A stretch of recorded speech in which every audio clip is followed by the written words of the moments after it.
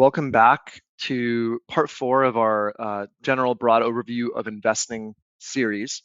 This, I think, will be the last part in the series. We're going to be ending on the topic of when does investing make sense? So if you haven't already watched the prior 3 videos, the topics were how to invest, when, where, and why of investing, and pausing before we invest to understand the investing landscape.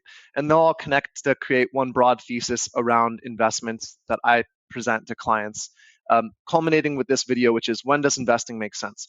So to jump right in, I'd like to talk about the concept of friction really briefly as it relates to investing. So you see this big rock on the screen here.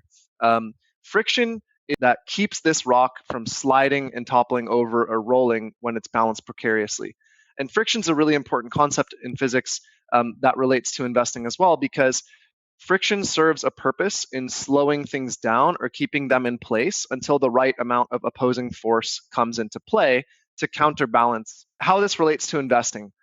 Prior to online brokerage accounts and easy access to individuals like yourself and myself to online investment accounts, there was a little bit more upfront homework and education required in order to access investment markets. And in my opinion, this was a good thing, because when we took away the friction of having to do upfront legwork in terms of learning how to get access to these investment markets, we also took away a lot of our education or the educational requirement that was helpful upfront in helping us succeed in investment markets.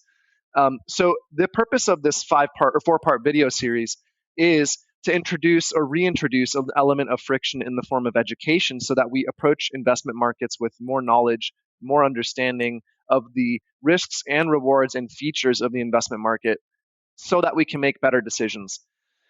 So with that said, the topic of today's presentation is when does investing make sense? But covering 5 basics on this slide, number 1 would be having adequate emergency funds.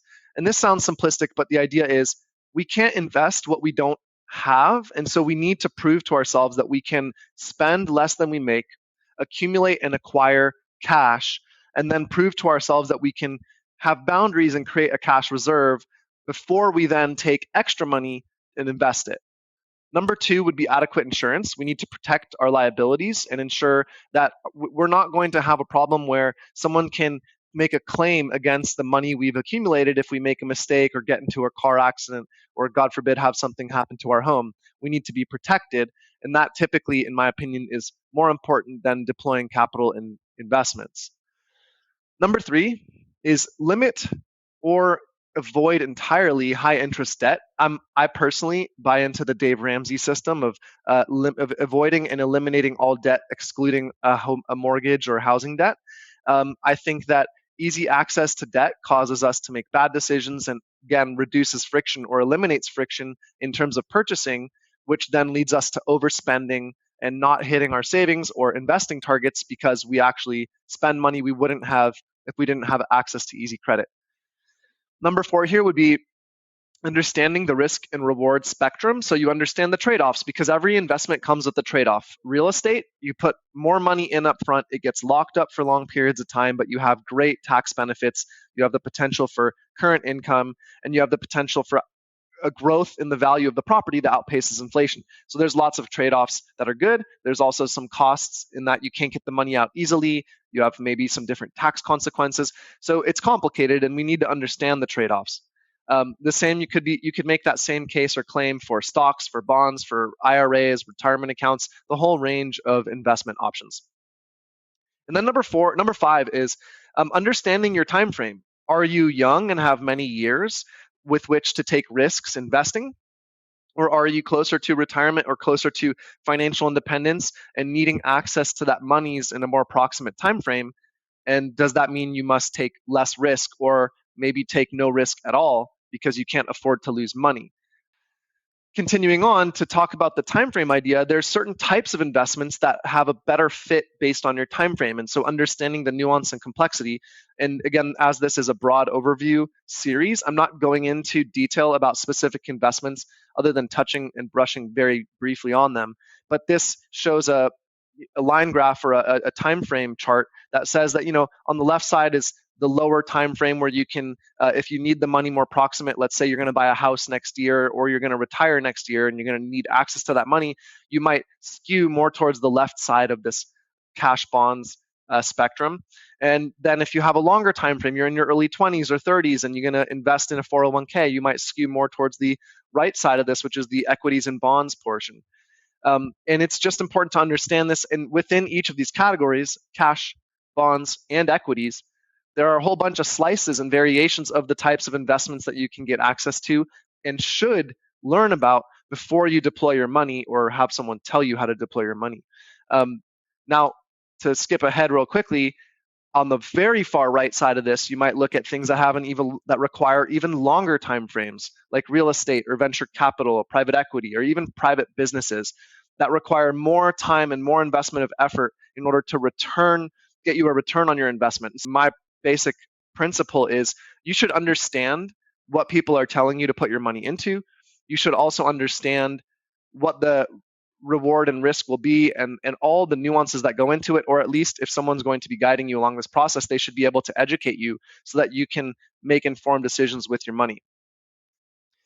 Finally, to summarize the whole video series, the whole principle I'd like to get across is, what do you actually have the time and expertise and resources to become an expert at investing?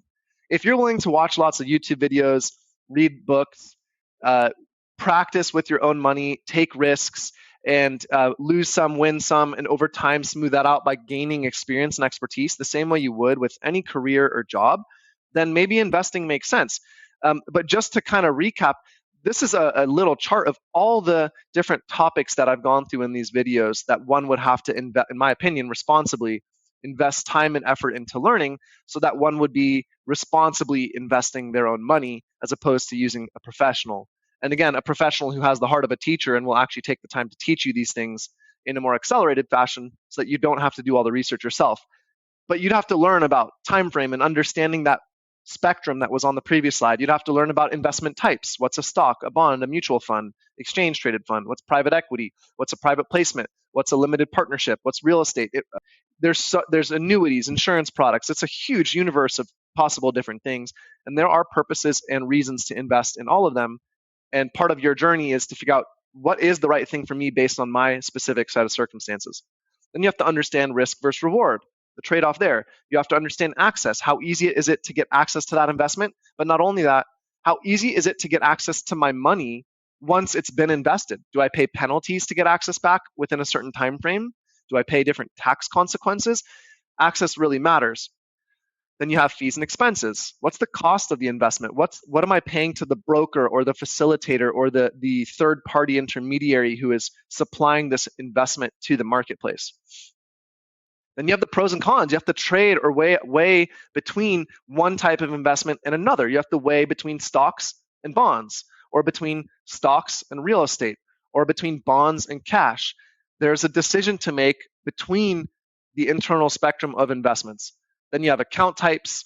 Do I hold it in a retirement account, a non-retirement account, a Roth account? You might even consider things like business structures, like an LLC or an S Corp or a C corporation as a quote-unquote account type for businesses. And there's complexity and reasons to consider all of them and understand them. And then finally, tax implications, which thank God for the US government, they made this the most complicated and opaque thing of all. And so if you really want to break your head, you can go try to learn all the tax implications of all these various investments. It's a behemoth, it's a monster. So anyways, in summary, there's a lot to learn. Starting with these videos can be a huge help. My goal over time is to do deeper dives into each of these topics so that they're digestible and they're helpful.